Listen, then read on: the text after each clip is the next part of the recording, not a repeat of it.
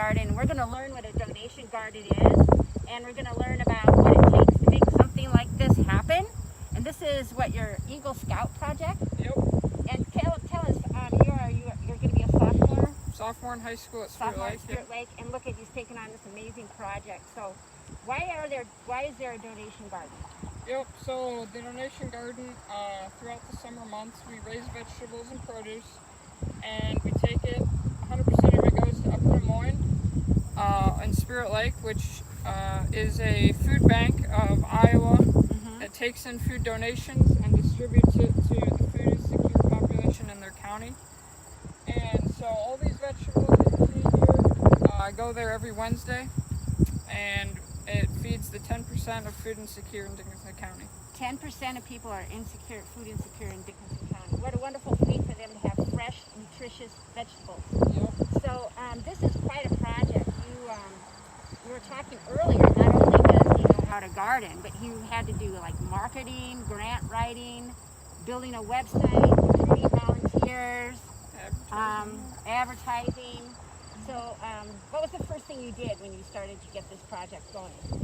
The first thing I did was really establish a website, a volunteer application, a brochure, get the word out.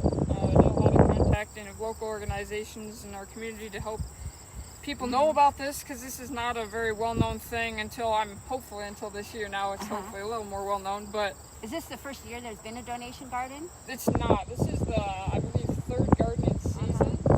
But this is the first year that I've headed it on. So, yep. So how many volunteers do you have helping with this project? This year I have 16 that have signed up. 16? Yep. So, and how many hours do you put in a week? Oh, that's a tough question. It's probably, I don't know, somewhere around 10 to 12 hours a week, I'd say. Per person? For me, for the volunteers, since I have so many, it's usually about 2 to 3 hours a week. 2 to 3 hours a week. And so you were saying earlier that some of the plants you purchase, others you can seed. Yep, yep. So tomato plants, pepper plants, and eggplants were all put in from pre-grown small little plants that came from a nursery up in the And when did you put those in May or June? Those were around May 30th-ish. Yep. Pretty nice. Good start to the year. And everything else was from seed. Things like radishes, we're already on our third planting and harvest. Yeah, so we have here, like you were explaining earlier about what this is for, what this serves for, the grass and the straw clippings. Yep, this is our garden mulch. When I mowed our lawn, I had a bagger and I bagged up grass clippings and brought it to the field. I had volunteers help me distribute it. And then after that, we got a really good bid on some straw from Spencer Livestock Sales. We did that on top, so it's a double combo.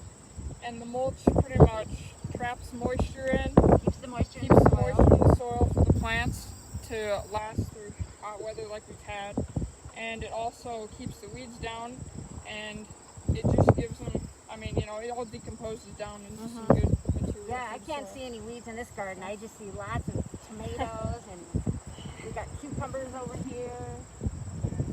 Yep. Yeah. So, you want to show us the garden and give us a little tour here? Yep. So down here we have, along this whole fence line is all our squash, from zucchini squash to crooked neck squash to winter acorn squash to spaghetti squash, butternut squash. There's probably zucchini down here. Yeah, they're all hiding in that. Right over here. Yeah, I can see the flower.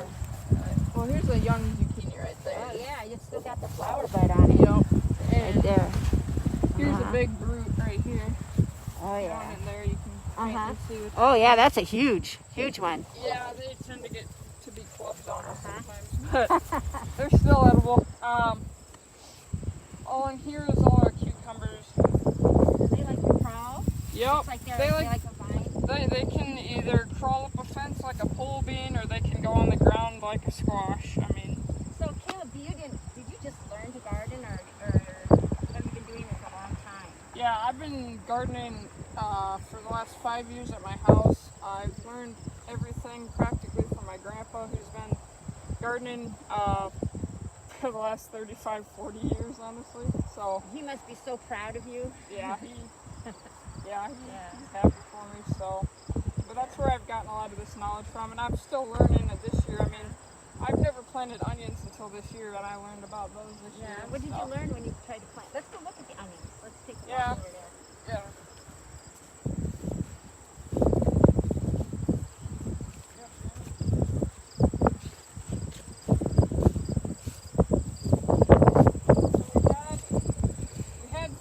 Of onions. This whole row of beans was onions, but the robins came after the first day and plucked them all out and killed them. Now, did you plant like sets of Yep, onions? yeah. And the robins ate them all? Yeah, they pulled the robins. If you have a good population around like we do, they'll come here and pull them out when they're real small, and that way they can get to worms easy. Oh, so they aren't eating the onions; they're getting at the no, worms. they're getting to the worms. Wow. Yeah. So these are the onions that made it after the attack of the robins, and they're doing good. You can see they're getting real nice and big. We've already started harvesting some. So what would you do differently to not, or what could you do for robins? That's a good question. I mean, Probably put a dog inside. yeah, Or exactly. a cat. I mean, really, I just mound them up more when they're onion sets to make it harder for the robin to pull them out of the ground. But that's really all you can do. Yeah. So you were very creative to just go ahead and put some beans in where the other. Yep. Yeah, onions just were throw gone. some beans in. I don't like to have any unused space unless it's for alleyways. So you've been distributing the food at Upper Des Moines throughout the summer. Yep. Every Wednesday, we're probably at about 150 pounds that have gone there already. So 150 pounds. That's terrific. yeah, and we haven't even reached our heavy crops yet of potatoes and carrots. So Wow. yeah. So let's see. Let's finish our tour and then we can go and tell us about that steep over there. Yeah. Oh yeah. So what else? Yeah, so down there, as I was this is our jungle of tomatoes. We have cherry tomatoes, big beef tomatoes, and more of a medium-sized celebrity tomatoes. Kinds of tomatoes. Yeah. Yep. See, our cherries are all on here. They're just crazy. I know they're big and need to eat them. Yeah, I know. Yeah. They got a mask on. Yeah, exactly. These are rows of peppers. Green peppers. Yep, green peppers, yellow peppers, red peppers. We have the whole bunch. You can see some that are turning yellow over there. Yeah, they look great. Yeah. It's amazing how camouflage they are. I know. Yeah, and there's just so many on they this look year. great. They love the heat and the humidity and stuff. So, and these are our eggplant along here. Here's a nice one right there that we'll harvest here today. Oh, nice and purple. Yep. Yeah, they just start out small. So like this is the flower.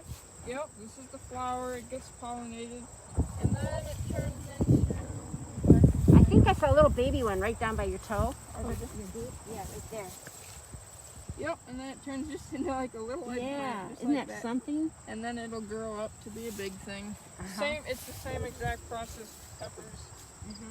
I mean, really anything kind of, except. Yeah, we were talking earlier that there's a lot of pollinators in here, a lot of bees. Yeah, oh yeah, I'll come in here and they're buzzing around like crazy. Yeah, so maybe we start a honeybee project too. Yeah, that'd be nice.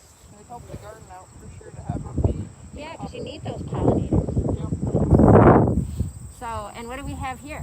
These are all our potatoes. So pretty much the process of potatoes, for those of you who don't know, you plant them pretty early. They actually say Good Friday. It's what the pioneers used to do. Good Friday, put in the potatoes. You just cut them up, use the eyes, and put them in the ground. Oh, so like a potato, it has those little knobby things Yep. on them, and you cut those are called off. eyes. Cut those off and just put them in the ground. Do you have to build a mound at all? Nope. Just dig a little, put one in, about 1.5, 2 inches down. And once you can start, like, some people might think that mine are dying right now. Well, they kind of are, but it's natural and it happens. That's because they're ripening and getting big tomatoes. So when these all die down into just brown plants, then we know that they're ready to dig up. They're ready to harvest. Yeah, because you can see them getting brown here. Yep. But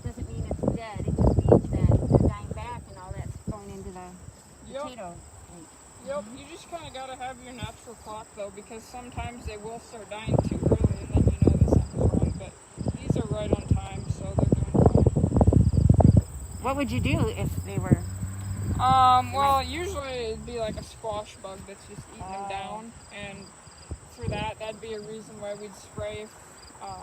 There is a spray that you can use to prevent squash bugs, but we have never sprayed any chemicals in this garden, so it's technically organic, but we would spray if need be, but we don't spray for like weeds or anything. So. Yeah, well, it looks like you have a really healthy garden. Yeah, yep. So far there hasn't been any. And so there's the beans. Yep. String beans. Yeah, bush beans. Blue lake bush. Oh wait, here's Oh our. yeah. Yeah, this is our third planting of radishes. Mhm. We'll for sure get 4 plantings in, who knows, maybe even 5. Because, I mean, the maturity on those is only 24 days. So. That's great. Yeah.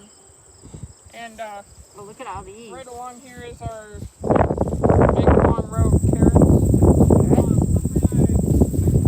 Whoever's watching is... This here is an example of a carrot plant that is going to seed. So about 1 to 2% of all the carrots you plant will go to seed. Only 1 to 2%. Yeah, hardly any of them. Wow. But what you're gonna want to do is, like, since I'm not growing carrots for seed, I just pull these out because the carrots that grow on these seed ones are so bitter you don't want to eat them. Oh really? Yeah. So just throw them out. It's my rabbit keeps them outside. The rabbit decoy. Yeah. Yeah. So, but like all these without the heads, these are all going to be edible ones. I wonder why some develop a flower head and some don't. Sure. Yeah. But So you have, why are these beans growing up on a post and these are down to the ground? it's just all genetics. These are blue lake pole beans. Oh, these ones are pretty. They're so purple. Yeah, these are purple beans. Oh, they're beautiful. The volunteer tomato plant. Volunteer tomato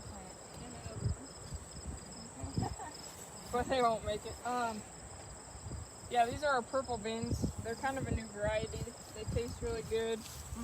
The funny thing is that, some people get really excited over them at the farmer's market. They're like, oh, I get my purple beans. But then when they go home and boil them up, they turn green. So, They trick you. yep.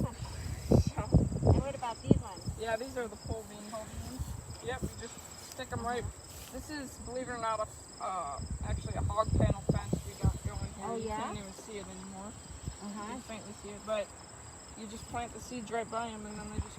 They like to grow erect. But as you can see, they're just loaded today. I mean, Yeah. we're just gonna have pounds of So beans. you have people coming in later this morning to Yep. help harvest? 10 o'clock. Yeah. 10 o'clock. How many people will be coming? Just one this morning. Just one? You sometimes have 2, but usually we only keep it at 3 people in the garden at once for social distancing and stuff. All right. So even here, even though we're outdoors, you have to plan for that. And so they harvest their vegetables, and then what happens? Yep, so we harvest them, and then we take the vegetables out here.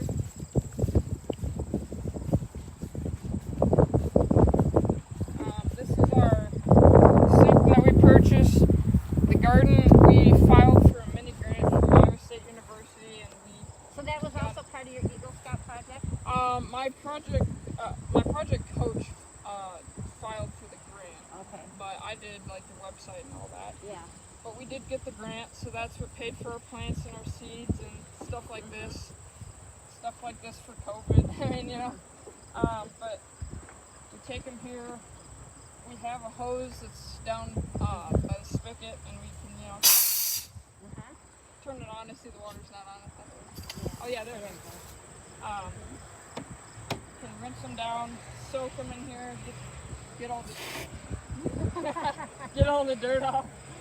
And we have a scrub brush here, a knife and stuff. Because some, we have to prepare things differently than others. Like radishes, you have to cut the tops off and stuff.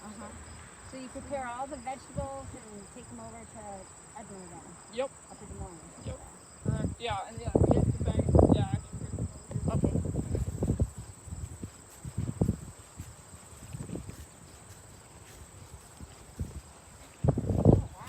Yeah, we have to, for Iowa State, we have to send them the amount of pounds. So this is our scale. So you're even weighing everything. Yeah, we harvest it, weigh it, wash it, and then we package it up in the proper packaging. Wow. We have Ziploc bags for beans and stuff. This is for cherry tomatoes and vegetables. And the bigger stuff we just put in our baskets.